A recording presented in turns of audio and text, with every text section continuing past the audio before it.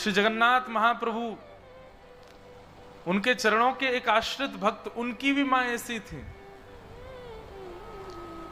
उस भक्त का नाम था सालबेग। बहुत सुंदर कथा है श्री सालबेग जी की। सालबेग जी की माता जी, उनका पूर्व चरित्र तो इतना विस्तृत नहीं सुनेंगे, पर बस इतना मात्र समझ लीजिए कि एक म्लेच्छ व्यक्ति ने अपहरण करके उनको ले गया और हठपूर्वक उनके साथ ब्याह कर लिया, और ब्याह के पश्चात उनको गर्भ धारण हुआ। बहुत ध्यान से सुनना। तो जब गर्भ धारण हुआ तो समुद्र में अपने प्राण त्यागने के लिए जाने लगी। तभी मन में एक भाव उत्पन्न हुआ, मन में एक विचार उत्पन्न हुआ कि इसने क्या बिगाड़ा किसी का, इसका क्या दोष, मैंने अपने जन्मों के, पूर्व जन्मों के पाप के कारण ये सब मैंने सहा, पर इस जीव की क्या गलती है, इसको मैं क्यों मार रही हूं। बस वह भाव चित्त में आया और अपने प्राणों का त्याग करने जा रही थी, रोक लिया स्वयं को। कुछ समय के पश्चात उस बालक ने जन्म लिया। उसके पिता का नाम था कालबेग और उस बालक का नाम रखा गया सालबेग। सालबेग बचपन से ही अपनी मां के पास, मां के प्रति ज्यादा आकर्षण था, मां के साथ रहते थे और मां उनको श्री जगन्नाथ जी की सुंदर सुंदर कथा सुनाती थी। दर्शन करने कभी नहीं गया, कोसों दूर गांव में रहता है सालबेग, लेकिन रात्रि में सोते समय भी मां पूछती कि सोता नहीं सालबेग, तो उनको जगन्नाथ जी की कथा सुनाती। अभी कल परसों एक माता जी कोई आई थी बंबई से, वो बोली कि महाराज जी एक बात बताओ, छोटे बच्चों में अगर हम चाहें कि भक्ति प्रारंभ हो तो उसके लिए सबसे पहला क्या करना चाहिए, हमको कहां से प्रारंभ करना चाहिए बच्चों के अंदर भक्ति बढ़े उसके लिए। सबसे पहले उनको मातृ पितृ चरण भक्त बनाओ। जो बालक मातृ पितृ चरण भक्त नहीं बना है वो कभी ठाकुर जी का भक्त बन ही नहीं सकता, ये बात निश्चित है। जिसने अपनी मैया में रखुमाई और श्री पिताजी में विट्ठल का दर्शन नहीं किया होगा उसको कभी ठाकुर जी का अनुभव नहीं हो सकता। अब आप लोग लगे हैं बच्चों को गायत्री याद कराने में, बच्चों को हनुमान चालीसा याद कराने में, बच्चों को बैठा रहे जबरदस्ती आसन पर, रो रहा है बेचारा, चीख रहा है मुझे नहीं करनी पूजा, नहीं करेगा कैसे, नहीं बैठ यहां पे, ऐसे नहीं होगा काम।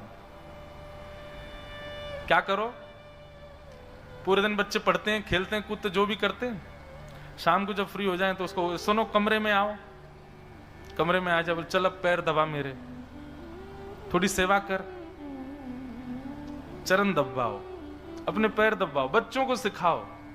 रात्रि में सोने जाए ही ना बालक बिना माता पिता के चरण दबाए, पहले उनके चरण सेवा करे। सुबह उठते ही उसको सिखाइए, ठाकुर जी को प्रणाम बाद में करना, पहले हमको प्रणाम करो आके, जय श्री कृष्ण बोला करो। उठते ही माता पिता को दंडवत प्रणाम करे बालक, स्कूल जाते समय प्रणाम करे, स्कूल से आते समय प्रणाम करे। हमारे घर में तो महाराज जी ऐसा नियम कि जितनी बार बाहर जाएं घर से उतनी बार जय श्री कृष्ण बोल के जाएं, और जितनी बार घर लौट के हम एक ही दिन में चाहे 10 बार जाएं, 10 बार जय श्री कृष्ण बोलना, प्रणाम करो। सबसे पहली ये स्थिति है बालकों के अंदर, अगर आपको ठाकुर जी के प्रति प्रेम उत्पन्न कराना है तो सबसे पहले अपनी चरण सेवा उनसे करवाओ। बालकों को सबसे पहले अपना दास बनाओ, और बालक दास तब बनेंगे जब बालक छोटे थे तब आपने उनकी खूब सेवा करी हो। आजकल तो माताएं एक सेवा करने वाली अलग से रखती हैं बालकों के लिए, वही सेवा करती है बच्चों की। भैया देखो छोटे बालक जो हैं वो कृष्ण स्वरूप हैं, बाल मुकुंद हैं, उनकी मैया को सेवा करनी चाहिए। 2-3-4 साल बस सेवा करो, 2-3-4 साल बच्चों को संभाल लो, उसके बाद तो फिर बच्चे आपको संभालेंगे। अब माँ ने संभाला ही नहीं बच्चे को, इसको संभालने में लग गए आजकल सब लोग, बस इसी की संभाल चलती है, ये संभला रहे, ये चार्ज है कि नहीं है, इसमें आ रहा है कि नहीं है। पहले दिन महाराज जी जब आपने नियम बताए, जो जो नियम है, अब नियम तो मेरे थे, लेकिन मैंने कहा अकेला क्यों, हम तो डूबेंगे सनम, तुमको भी ले डूबेंगे। तो हमारे संग जितने आए हमने सबको वो नियम बताया, मैंने तुम सब भी करो। आप लोगों का जप का, स्पर्श का और मौन का नहीं है, बाकी मैंने कहा वस्त्र मेरी तरह पहनो, त्रिकाल मेरे संग नहाना पड़ेगा, सब करवाए। सब नियमों से कोई दिक्कत नहीं हुई किसी को। महाराज जी यहाँ नेटवर्क नहीं आ रहे हैं, फोन नहीं चल रहा है, इंटरनेट कैसे चले, फोन ऊपर घुमा घुमा के ढूंढ रहे हैं। आजकल व्रत करना बहुत आसान है, आजकल निराहार रहना बहुत आसान है, आजकल बिना जल के रहना बहुत आसान है। मैं अपने लिए भी कह रहा हूं, सबके लिए कह रहा हूं, आप लोगों को डांट रहा हूं नहीं। आजकल सब इसके आजकल की माताएं इसी के आश्रित रहती हैं, बच्चे का पालन ही नहीं किया उन्होंने, कैसे अपेक्षा कर सकती हैं कि वो बालक श्रेष्ठ बने। तो सबसे पहले तो बालकों की स्वयं सेवा करो, 3-4 वर्ष के 5 वर्ष के हो जाएं, तब से फिर उनको अपनी सेवा सिखाओ। आप उसके लिए साक्षात परब्रह्म रूप हैं, ये उसके मन में होना चाहिए। आपकी सेवा करें, आपकी सेवा से ही प्रैक्टिस आ जाएगी उसके अंदर। देखो क्या होता है, ठाकुर जी की भक्ति आपके चाहने से नहीं आती, ठाकुर जी के चाहने से आती है। किसी भी ऑफिस में आप अपने चाहने से नौकरी नहीं लेते हैं, आपको रिज्यूम देना पड़ता है, तब वो देखता है कि इसका एक्सपीरियंस कितना है, और जब पता चला हाँ भाई एक्सपीरियंस अच्छा है तो चलो इसको नौकरी पर रखो। ऐसे ही ठाकुर जी देखते हैं कि भाई माता पिता की चरण सेवा का एक्सपीरियंस है तो मेरी चरण सेवा प्राप्त होगी। और जिसने मातृपितृ चरण सेवा नहीं करी, ठाकुर जी कहेंगे अरे बड़े कोमल चरण है, ऐसे थोड़ी दे दूंगा या के हाथ में। और आप तो महाराष्ट्र के लोग हैं, यहां तो श्री पुंडलीक के भाव, उसके पास कोई जप नहीं है, कोई तप नहीं है, कोई नियम नहीं है, कोई अनुष्ठान नहीं है। पुंडलीक के पास जप तप नियम अनुष्ठानों के भी पिताजी हैं उसके पास, क्या मातृ पितृ चरण, उन्हीं की सेवा में रहता है। और उसी सेवा का प्रभाव हमारे द्वारिकाधीश, हमारे नंद नंदन, हमारे ब्रजोर चंदन ईंट के ऊपर खड़े हैं, आज तक खड़े हैं। कोई जप से प्रकट नहीं हुए, कोई अनुष्ठान, कोई बहुत बड़े यज्ञ से पुंडलीक भगवान प्रकट नहीं हुए वहां पर, केवल और केवल माता पिता चरण सेवा से प्रकट हो गए। तो जिन लोगों का ये भाव है कि बच्चों को प्रारंभ कहां से कराया जाए कि वो भक्त बने, अपनी सेवा सिखाओ, मातृ पितृ चरण सेवा करे बालक। प्रेमी तो बहुत देखे बच्चे, प्रेम बहुत करते, माता पिता गले लगे रहेंगे, ऊपर चढ़े रहेंगे, ऐसे नहीं। सेवक दासत्व में रहें बालक, चरण सेवा करें, वही बालक बनते हैं। तो साल बेग एक म्लेच्छ, माता जी तो उनकी ब्राह्मणी थी पर पिताजी उनके म्लेच्छ थे। हठ पूर्वक उनका वर्ण करके और फिर बालक का जन्म हुआ। साल बेग बचपन से ही कोई भी बात होती है, जगन्नाथ जी जगन्नाथ जी जगन्नाथ जी के बारे में उनकी माता जी सुनाती रहती, जगन्नाथ जी के ऐसे बड़े बड़े नेत्र हैं, तेरे को पता है ऐसे बड़े नेत्र क्यों उनके? साल बेग कहता क्यों? बोले इतनी भीड़ होती है मंदिर में, सब लोग उनको देखें नहीं देखें, इसलिए ठाकुर जी के बड़े बड़े नेत्र हैं। बोले तुम मुझे मत देख पाओ, मैं तो तुम सबको देख रहा हूं। सालबेग कथा सुनता, पर जैसे जैसे थोड़ी आयु बढ़ने लगी, सालबेग अब कहता माँ आप केवल कथा सुनाती हो, मुझे जगन्नाथ जी से मिलाओगी कब? मैं जगन्नाथ जी के पास जाऊंगा कब? इस प्रश्न का कोई उत्तर नहीं था मां के पास। कैसे जाएं? पिता बड़ा निष्ठुर है, मारेगा, हत्या कर देगा दोनों की। लेकिन सालबेग को कुछ कहती नहीं। एक दिन सालबेग अपनी मां के साथ छत पर बैठे थे और तभी गांव के लोग भर भर के सामान बैलगाड़ियों में और जा रहे थे। सालबेग ने पूछा मां ये सब लोग कहां जा रहे हैं? मां ने कहा अरे सुंदर तिथि आ रही है, श्री जगन्नाथ जी बलभद्र जी सुभद्रा जी तीनों रथ में आरूढ़ होंगे और श्री मंदिर से चल करके वह रथ 2-3 दिन का समय लगा करके और फिर गुंडीचा पहुंचेगा। ठाकुर जी पूरे विश्व के जगन्नाथ है ना, सबको दर्शन देने के लिए बाहर आते हैं। ऐसे उछल उछल करके ठाकुर जी सीढ़ियों से नीचे आते हैं, पंडाओं के कंधे पर हाथ रख करके, और भगवान फिर रथ में विराजमान होते हैं। इतने लोग खींचते हैं, लाखों की तादाद में भीड़ जाती है, सब बातें मैया बताने लगी। बोले वहीं सब दर्शन करने जा रहे हैं। सालबेग पीछे पड़ गया, बोले माँ मुझे भी जाना है, मुझे भी जाना है, मैं देखना चाहता हूं वो कैसे, आपने सब कुछ बताया मुझे, उनकी रसोई कैसे बनती, उनका श्रृंगार कैसे होता, उनकी आराधना कैसे होती, उनका मंदिर कैसा है। अरे मुझे तो ये भी पता जगन्नाथपुरी में कौन कौन सी गलियां, आपने सब मुझे बताया, पर मैं प्रत्यक्ष नहीं देख पाया हूं मां, मुझे देखना है उनको।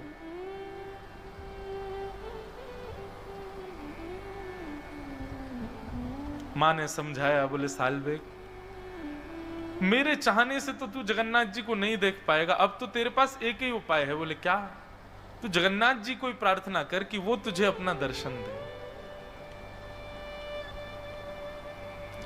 तब भक्त सालबेग उस दिशा की ओर देखता है जहां श्री मंदिर विद्यमान है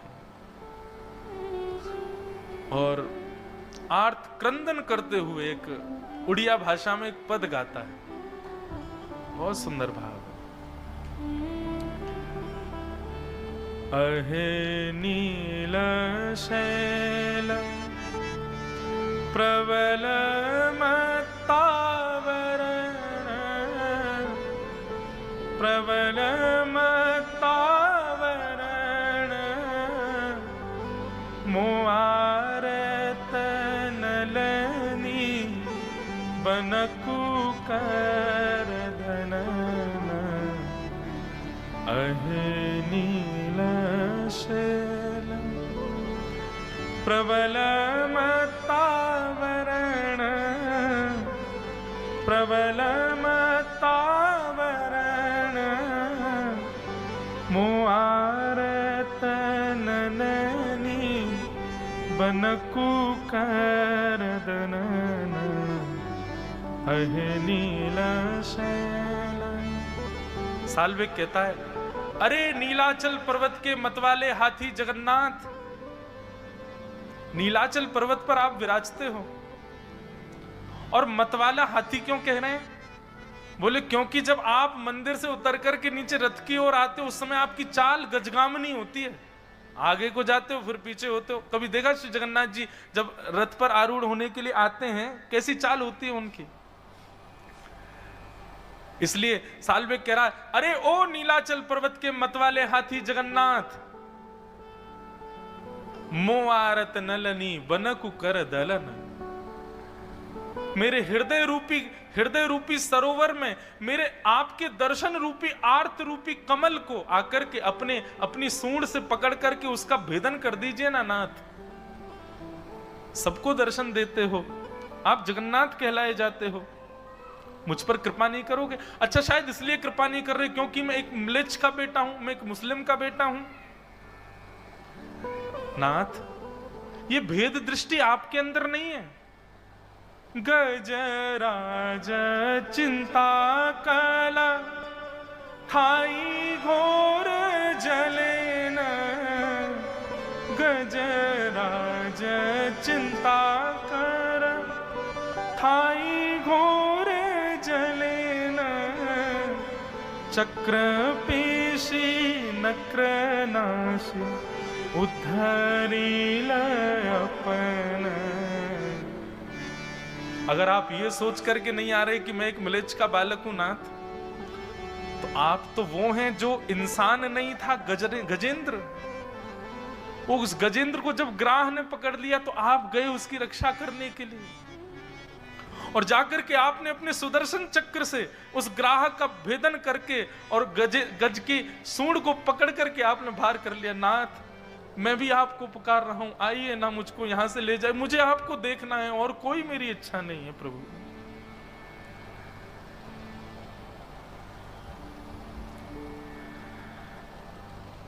कहे सालबेग हीन जाति मुयवन, कहे सालबेग हीन जाति मुयवन, श्रीरंग चरण तल कर शनि जनन। अहे नीलशैल प्रबल मत्तावर, प्रबल मत्तावर मुआर तनलनी बनकू कर दलन अहे नीला शैल। सालबेग तो अपने घर की छत पर खड़ा खड़ा गा रहा है, जिस दिशा में जगन्नाथपुरी है उस दिशा में देख करके गा रहा है। श्री जगन्नाथ जी सबसे ज्यादा प्रसन्न होते हैं 365 दिन में, उस दिन जिस दिन वो रथ पर विराजमान होते हैं। ठाकुर जी को बहुत सुख मिलता है उस दिन। जिन लोगों को मंदिर में प्रवेश तक वर्जित है, उन लोगों को दर्शन देने ठाकुर जी आ जाते हैं बाहर। पर ब्रह्म परमात्मा जगदीश्वर जगन्नाथ पूरे ब्रह्मांड के नायक कितने सरल सहजता में आ जाते हैं सबको दर्शन देने। लेकिन आज जगन्नाथ जी प्रसन्न नहीं है। बलभद्र जी का रथ चल दिया, सुभद्रा जी का रथ चलने लगा, और जैसे ही नंदी घोष रथ का नाम है, भगवान श्री जगन्नाथ जी के रथ का नाम है नंदी घोष। लाखों लोगों ने जैसे ही रस्सी पकड़ करके उस रथ को खींचना प्रारंभ किया, रथ एक पत्थर के भांति स्तब्ध हो गया। सब पुजारी चरणों में गिर गए, घुटनों पर बैठ गए, बोले महाप्रभु कृपा करो, क्या अपराध बन गया हम लोगों से, आज आपका रथ क्यों नहीं चल रहा है। राजा ने जाकर के विनती की, ठाकुर जी के चरणों में प्रणाम किया। भगवान आज भी जगन्नाथपुरी के राजा को अंदेशे देते हैं, स्वप्न देते हैं, भाव बता देते हैं, कोई भी इच्छा उनकी हृदय की होती है तो। राजा ने जाकर के प्रणाम किया, बोले महाप्रभु जी रथ आगे नहीं बढ़ रहा है, कोई अपराध बन गया हम लोगों से। महाप्रभु जगन्नाथ बोले आज रथ यात्रा में भीड़ नहीं आई मुझको देखने वाली। राजा बोले नाथ जहां तक दृष्टि जा रही है सिर ही सिर दिखाई दे रहे हैं, लाखों की तादाद में लोग हैं, आपको क्यों लग रहा है कोई नहीं आया। बोले पता नहीं, मुझे तो कोई दिख ही नहीं रहा है, बस बार बार कानों में एक ही ध्वनि आ रही है, अरे नीलाचल पर्वत के मतवाले हाथी मुझ पर कृपा करो। तब श्री जगन्नाथ जी कहते हैं मुझे आज कोई नहीं दिख रहा है, मुझको केवल एक मेरे वैष्णव की इच्छा है, जब तक वो नहीं आएगा मेरा रथ आगे नहीं बढ़ेगा। बोले कौन है। ठाकुर जी ने दिशा बताई, इस दिशा में इतनी कोस दूर पर एक गांव है, वहां पर एक मेरा सालबेग नाम का छोटा सा नन्हा सा बालक मेरा भक्त है, वो करुण क्रंदन करते हुए मुझे पुकार रहा है, उसको लेके आओ, जब तक नहीं आएगा मेरा रथ नहीं बढ़ेगा आगे। A suit is incomplete without a tie. And there's no vacation without thrill, mere bhai. Your next adventure awaits you on Paytm. Get flat 15% off on flight tickets. हुए मुझे पुकार रहा है, उसको लेके आओ, जब तक नहीं आएगा मेरा रथ नहीं बढ़ेगा आगे।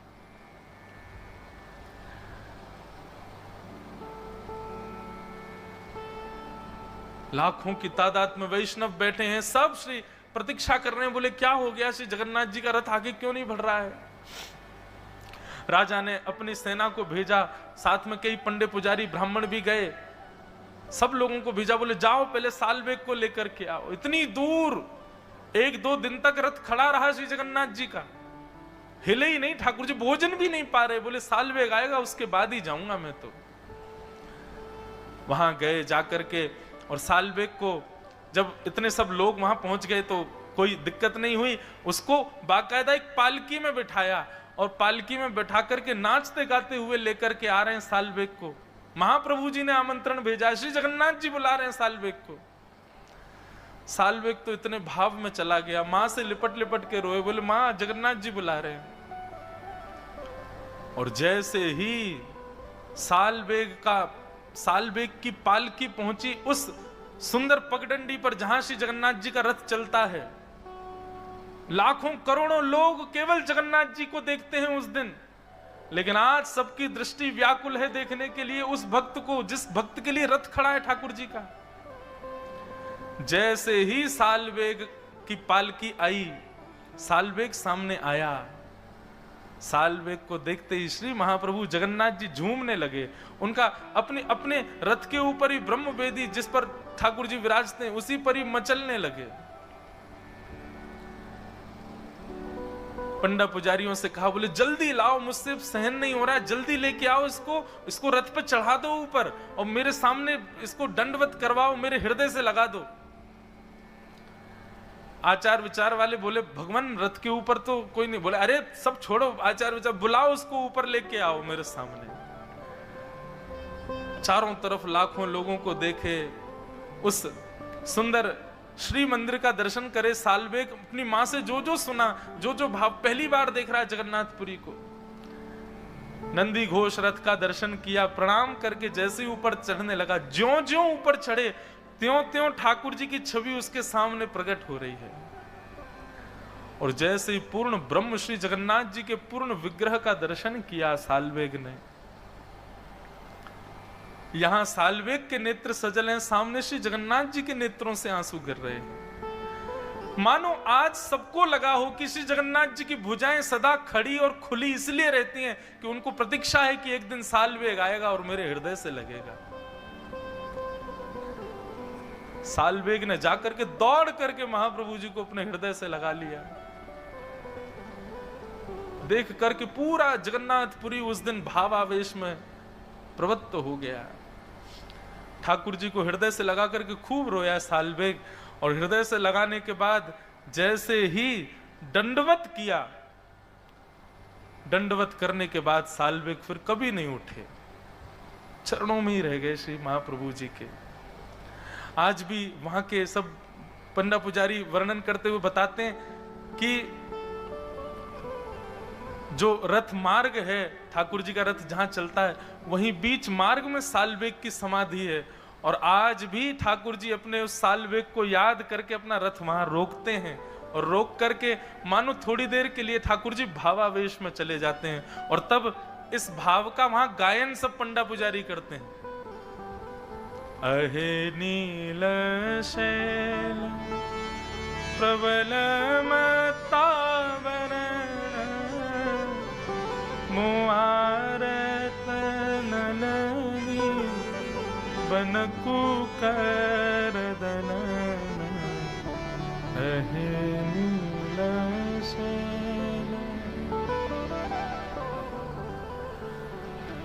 ऐसे श्री जगन्नाथ महाप्रभु। तो लोग पूछते हैं भक्ति में क्या क्या चीजें आवश्यक हैं। जप आवश्यक है, मन की एकाग्रता आवश्यक है, नियम आवश्यक हैं, पर एक बात और लिख लो भैया, मातृ पितृ आशीर्वाद भी बहुत आवश्यक है। सालवेग को अपनी मां की आशीर्वाद से, मां की कृपा से जगन्नाथ जी प्राप्त हुए। यदि मातृ पितृ प्रसन्न नहीं है बंधुओं, तो भी भगवत प्राप्ति में कहीं ना कहीं बंधन आ जाएगा।